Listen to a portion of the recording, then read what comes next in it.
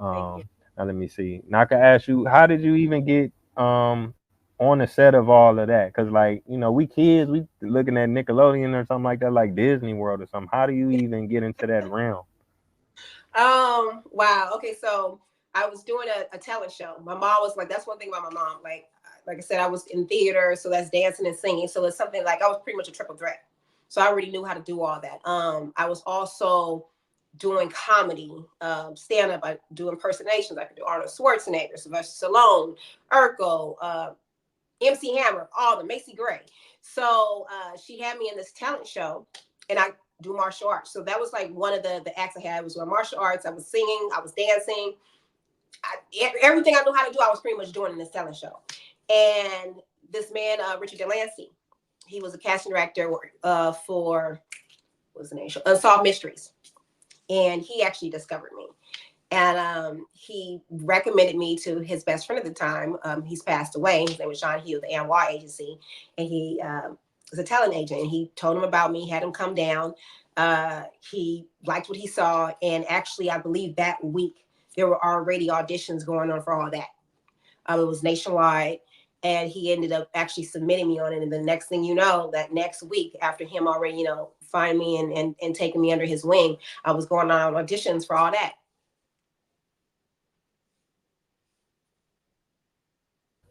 Okay, okay. Wow. That's what's up. Now I can ask you this, let me see, I wanted to ask you. You had mentioned doing impersonations. Now that's Uh, something like it seemed like you got to be real gifted to do that, and it's like I don't know. Is that something that you can teach somebody to do again, or is that something that you naturally do? And then once you learn how to say you learn how to impersonate this famous person, is it like riding a bike? You'll always be able to do it, or is it kind of like use it or lose it type of thing?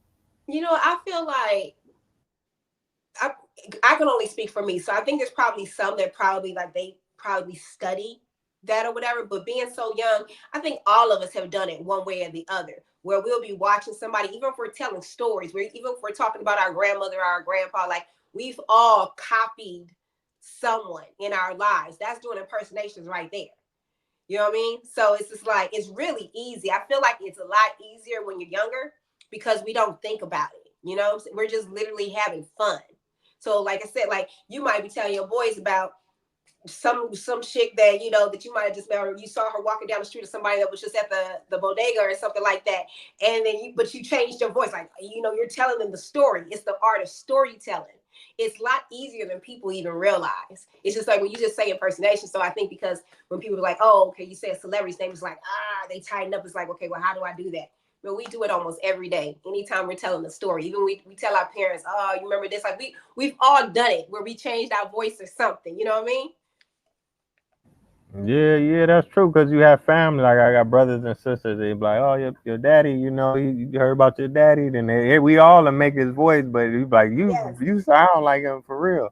Maybe because it's natural, but like you say, sometimes it's a celebrity, so it might be a little pressure, or it might take a little more practice. Cause so. But you Yeah. used to hearing them people voices, cause as soon as you hear them talk, even if you don't see them, you be like, that sound like such and such off TV. So Right. It's yeah. exactly the same. And so like when you talk about your family, if you think about a lot of these comedians, that's where they get a lot of their material from because we don't know your family member. So you can easily switch the name, but you've already got that voice. Or you could just create a completely different character because you've already got that voice. So like if it is a celebrity, let's just say you like Busta Rhymes or you like Cardi B or whatever, you just keep on playing and listening to it over and over and over because like some people even when they're working regular jobs, if you're around a lot of people that come in with different dialects, because when I used to work retail, I worked at a location that was like the main flagship where all the tourists would come through. So it was so many different dialects coming in. Yo, when I say my whole accent was all kinds of jumbled and everything, it was wild. But I had all these different dialects coming in because it was so easy for me to pick it up. Like I was born in California, so I have that West Coast accent. But then I had family in New York, so I had that East Coast. Then it's like I moved to Atlanta, so it was just like it's easy. It's easier than a lot of people realize. But if it's something that you want to do, you just keep on listening to it, and then the next thing you know, you got a Busta Rhymes, you got a Macy Gray or whatever. Just don't think about it.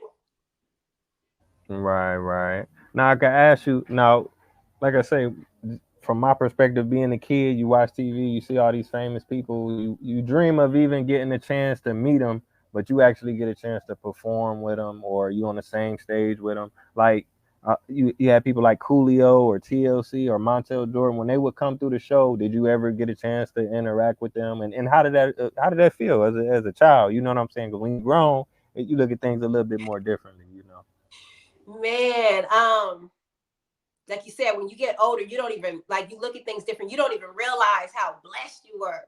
Um, but as a kid, it's like we knew who they were. But it's like, okay, cool. But you're not even realizing how iconic it is. And actually, I think all of us were starting out. So, you're not even realizing, okay, yeah, this is Montel Jordan. Like now we look back because of all the albums and the years and like what he's become. Aaliyah, you know what I'm saying? When Aaliyah was on the show, she was starting out too. Same thing with all the artists. So I guess it didn't really hit us like it hits all of us now, because now we know, unfortunately, Aaliyah is no longer here. Then when you look at TLC, then unfortunately Left Eye isn't here. So it switches the dynamic of those meetings, as where it's just like, oh my God, this is TLC. But you got to remember, TLC was kind of just at the beginning stage. So it wasn't like the whole, like, okay, Michael Jackson. Like we all know, like you say Michael Jackson's name, it's like, oh my God, you know what I mean? Because Michael Jackson was already, there was different levels to it, as opposed to, let's just say we would have met Michael Jackson around Jackson 5. You see the difference?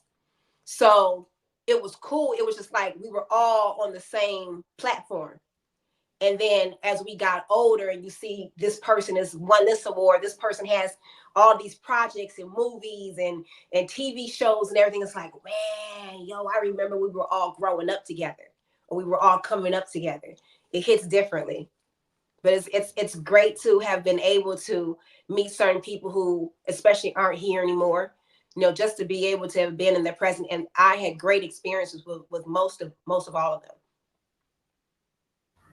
Yeah, that's a real good point because it's like your whole life, Michael Jackson been the man. He always been on, but to like I guess how they have like the double XL freshman cover, those are your peers. So y'all coming in Yeah, together. So y'all all fighting for y'all position and working hard, and then you can look back on it like we did that. You know what I'm saying? That's right. dope. That's a nice perspective.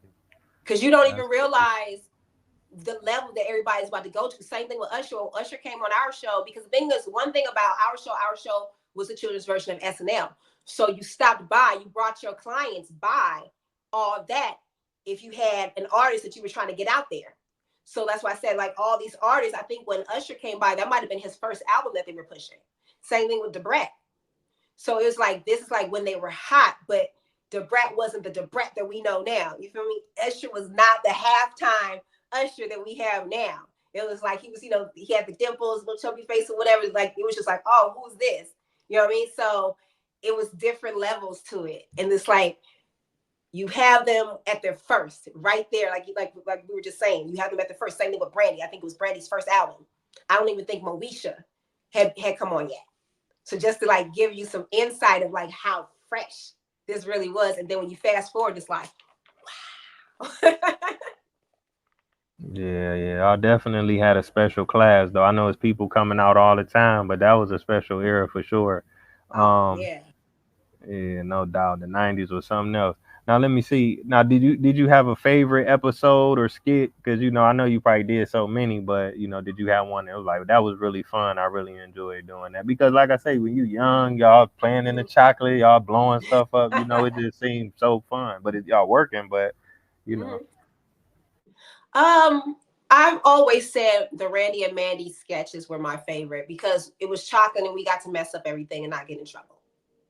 You could just go as messy as you wanted. Now, a lot of that stuff we couldn't eat because it was not edible. And it was like a horrible mix because you had chocolate on seafood and pasta and all that other stuff. But just to be able to just like throw stuff and just act a fool, it was fun.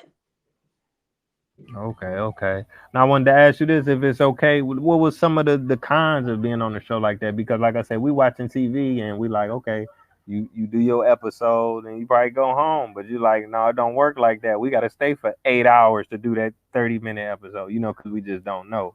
But what was Yeah. some of the things that you like, nah? Well, so the majority of us were in school. So I would say Monday through Thursday. No, Monday, Tuesday, Wednesday. We were definitely like in the trailer doing schoolwork. We would have rehearsals, table reads to see what we were going to keep for that week and work it out, memorize it. When Thursday would come, we would knock out a lot of the sketches, like the Randy and Mandy's that were messy. Good Burger. We had Super Dude. Super Dude would be a messy a sketch. You had the Loud Librarian. Those were scenes that we would do without a live audience. If we did do it, it was certain parts where they needed the live audience that would be done on Friday. 9 times out of 10, we didn't really do the Loud Librarian in front of an audience unless we were introducing one of the artists. Then they would have Lori Beth introducing like Monica or something like that.